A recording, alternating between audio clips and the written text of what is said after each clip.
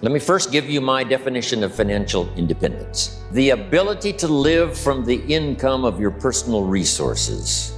This should be everyone's goal, to someday be able to live from the income of your personal resources. Now, how many resources you need depends on how you want to live.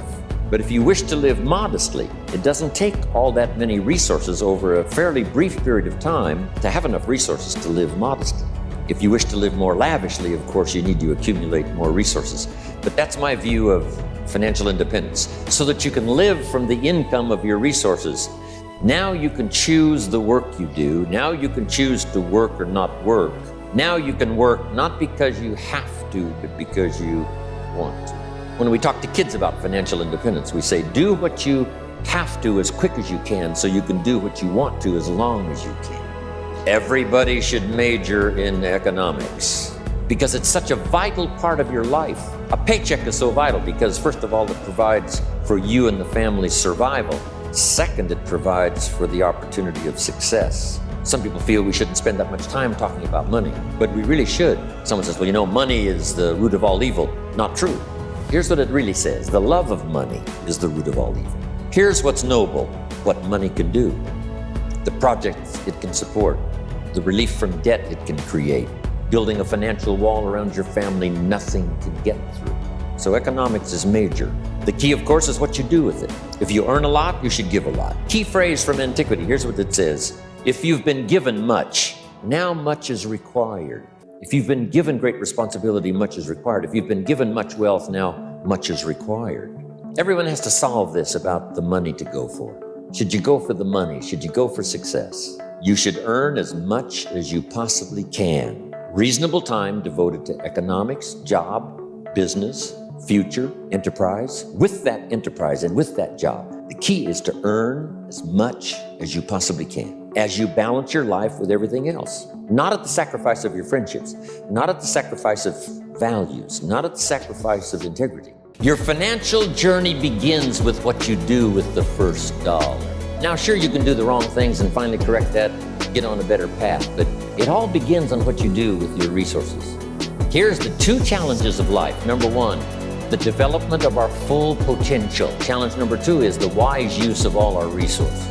One of our resources is time, and we talked about that. Now we're going to talk about the wise resource called money. If I had more money, I'd have a better plan. If you had a better plan, you would have more money. Next key phrase, it's not the amount that counts, it's the plan that counts. So let's start with something now as seemingly as small as $1. What should you do with it? Here's what we teach, teenagers especially. Never spend more than 70 cents of each dollar you earn, or each dollar that comes your way, by gift or by labor. Never spend more than 70 cents. You got to pick something, some number. This is the best one I could figure out. Now we've got another 10 cents, and another 10 cents, and another 10 cents, which is the 30 plus the 70, which is the full dollar. So we spend nothing more than 70 cents. Now, what do we do with the other 30? Here's some of the most important information. 10 cents is for charity or for church, whatever worthy projects you think you might engage in. Here's one of the best things to teach kids, generosity. Because first, we're going to teach abundance. To provide more than you could use for yourself means to produce more than you need, so you have more than necessity. You have some to share. The key is to either administer this 10 cents yourself or to give it to some institution, a church or whatever, and let them spread it around. Let them put it where it's needed. Now, if you're going to give to some charity or church, you must let them take you on the tour and show you where it goes, because now that gives you great joy to give 10%. Now, the next 10 cents is called the use of capital. Let me give you now my definition of capital and capitalism. It's just in a couple of sentences. Because Marx was wrong. Lenin was wrong. They didn't understand capitalism. Here's what they taught. Capitalism is a big company that abuses its workers. I mean, how ridiculous can you be? Anybody can abuse another person. You don't call it capitalism. One child can abuse another child. One family can abuse another family. People can abuse other people, that's no. So whether it's a big company, it's wrong no matter what it is. But they said, no, that's capitalism. A big company that abuses its workers. That's ridiculous. Here's what capital and capitalism is. So jot this down. Capital is any value you set aside to be invested in an enterprise that brings value to the marketplace. hoping to make a profit. That's what capital and capitalism is. Now, who can understand this? First of all, the farmers understand it. Here's what seed corn is. It's capital. It's seed corn means the seed that you set aside to be planted in the ground, take care of in the summer, hoping to have a profit and a harvest in the fall. So the farmer sets aside his seed corn. Question, would he let his family eat it? No, this seed is not to be eaten. It's to be invested in the ground, to take a risk, cared for in the summer, harvested and multiplied in the fall. Now, the same is true of some of your money. Part of your capital should be set aside for an enterprise to show a profit. And we can teach kids the early fundamentals of capitalism. If a child buys a bottle of soap for $2 and sells it for $3, maybe he goes next door and says, Ms. Brown, I've got this soap, Mama uses it, it's really terrific. I need to make a little extra money. If you bought the soap, I could make a little extra money. It's only $3. Now, Mrs. Brown said, okay, you got me. Here's my $3. I'll buy a bottle of soap. Now we must teach the child what to do with this $3. So jot this down. So you can't spend the whole $3. You got to set aside $2 so you can buy another bottle of soap so you can sell it for $3 and make a profit of $1. This is the formula that I've come up with, what to do with that dollar.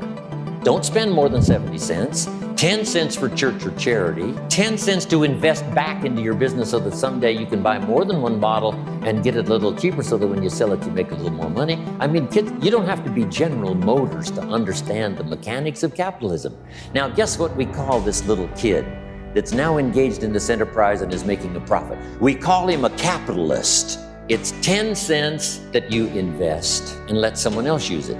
This is called active capital, where you actually engage in the enterprise that makes a profit. Now, another 10 cents is for passive capital, where you let someone use this 10 cents out of every dollar. You put it in a bank that pays interest. They use it and they pay you for the use of this money. That's called passive capital. So we've got active capital and passive capital. Maybe you invest this in a stock, eventually if you have enough money, and the stock pays you dividends, and also there may be an increase in the value of the stock. So this is the little formula I come up with, 70, 10, 10, and 10. It's very simple. Now, when you first start, if you're an adult now, you may be in such bad shape financially that you couldn't do the 70, 10, 10, and 10. If you're in real bad shape, you may have to do the 97, 1, 1, and 1, because it may take this to pay your bills. It's not the amount that counts, it's the plan that counts. Now, when you make a lot of money, these numbers all have to change again. You know, if you're making fortunes, you can't spend 70%, that would be obscene. So this number, this is where I had to start, 97, 1, 1, and 1, finally getting to 70, 10, 10, and 10. But now as time has passed for me and my fortunes have increased, this 70 has gone way down to 10. And now you can imagine if the 70 has gone clear down to 10, you can imagine now what these numbers will be. These numbers now off the scale. Pay your taxes. Here's what paying taxes does. Feeds the goose that lays the golden eggs called American opportunity. Everybody should pay federal taxes as well as state or whatever else. I don't care if it's $10 a year. I don't care if it's only $100 a year. As poor as you might be, you've got to say, no matter how poor I am at the moment, I will make my contribution. That's the key. So everybody should pay. We pay our taxes so a policeman will walk the beat so we can sleep like a baby. Hey, the Air Force doesn't sleep. The Army doesn't sleep 24 hours. So you can sleep. Peace of mind. I got to pay some young volunteer that risks his life on night landings on an aircraft carrier. You got to pay if you want that kind of security in the world. Everybody needs to pay, even if it's only